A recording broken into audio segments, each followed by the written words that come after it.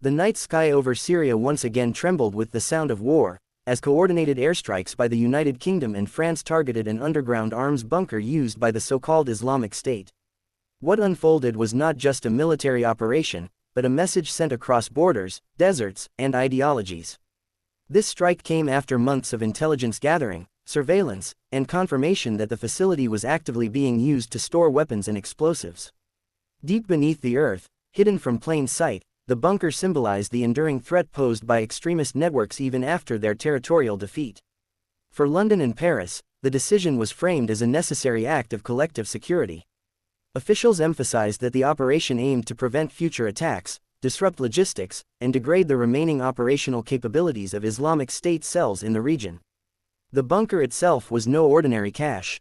Built underground to evade detection, reinforced to withstand conventional attacks, it represented the evolution of militant tactics. Extremist groups have adapted, moving from open strongholds to covert infrastructure embedded within civilian landscapes. Military planners described the strike as precise and proportionate. Advanced munitions were used to penetrate deep into the earth, collapsing tunnels and destroying stockpiles without expanding the blast radius beyond the intended target. In statements released after the operation, both governments highlighted their commitment to minimizing civilian harm. Surveillance drones and satellite imagery were reportedly used right up to the final moments to ensure the area was clear of non-combatants. The strike also underscored the continuing role of European powers in Middle Eastern security, even as global attention shifts toward other conflicts. For the UK and France, Syria remains a critical front in preventing the resurgence of transnational terrorism. Islamic State, though weakened, has not disappeared. Instead, it has transformed into a shadow network, relying on hidden bunkers, sleeper cells, and opportunistic attacks. This reality has kept intelligence agencies on constant alert. The underground bunker was believed to house weapons intended for attacks both inside Syria and beyond its borders. From small arms to improvised explosive device components, the cache posed a threat not only locally but internationally. French defense officials described the operation as part of a broader counterterrorism framework. They stressed that inaction would allow extremist groups the space to reorganize and rearm. From the British perspective, the strike aligned with long-standing commitments to global counterterrorism efforts. Officials reiterated that threats incubated abroad often manifest as attacks at home if left unchecked. The Syrian conflict, now stretching over a decade, has created an environment where militant groups thrive in chaos.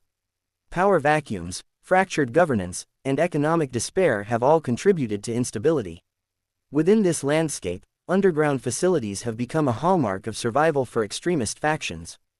Bunkers are not just storage sites, they are symbols of defiance and persistence. Local sources reported loud explosions followed by tremors felt in nearby, though no immediate civilian casualties were reported. The area was already sparsely populated due to years of conflict.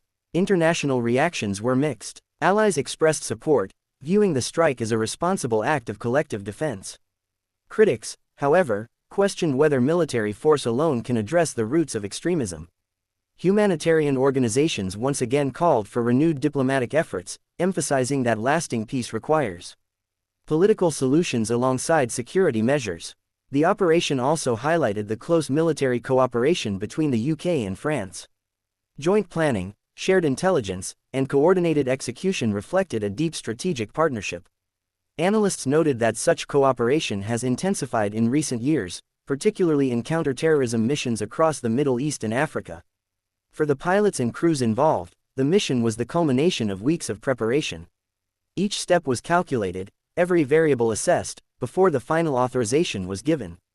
Behind the scenes, intelligence officers pieced together fragments of information, intercepted communications, satellite images, and human intelligence, to identify the bunker's exact location. The destruction of the bunker is expected to disrupt supply chains used by Islamic State remnants, forcing them to expend time and resources rebuilding lost infrastructure. However, experts caution that militant groups are resilient. They adapt quickly, shifting tactics and locations to survive sustained pressure. This reality fuels the ongoing debate about the effectiveness of airstrikes versus ground-based stabilization and reconstruction efforts. For residents of Syria, the strike is another chapter in a long and painful story. Years of war have normalized the sound of explosions, even when they target extremist groups. Many Syrians express exhaustion rather than relief, longing for an end to all forms of violence, regardless of who carries it out. At the same time, there is recognition that extremist groups have inflicted immense suffering on local communities, making their dismantling a complex moral and strategic issue. The UK and France have reiterated that their actions are not aimed at Syria as a nation, but at groups designated internationally as terrorist organizations. They maintain that such operations are conducted under international law and in coordination with allies involved in the anti-IS coalition. Still, questions remain about sovereignty, long-term strategy, and the future of foreign military involvement in Syria. Each strike, no matter how precise, carries political weight. It shapes perceptions, influences alliances, and affects the fragile balance of power in the region. The underground bunker now lies in ruins, its contents buried under collapsed earth and concrete. But the ideas that fueled its existence are harder to destroy. Counterterrorism officials argue that military action buys time for diplomacy, development, and de-radicalization efforts to take hold. Whether that time is used effectively remains an open question. As dawn broke over the strike zone, smoke dissipated into the sky, leaving behind silence and uncertainty. For policymakers in London and Paris, the operation was a success measured in destroyed weapons and disrupted plans. For observers around the world, it was a reminder that the fight against extremism continues, often unseen, beneath the surface, literally and figuratively. And for Syria, it was another moment in an ongoing struggle, where foreign decisions and local realities remain deeply intertwined. The echoes of the explosion may fade, but the implications will resonate far beyond the shattered bunker, shaping debates about security, responsibility, and the true cost of endless war.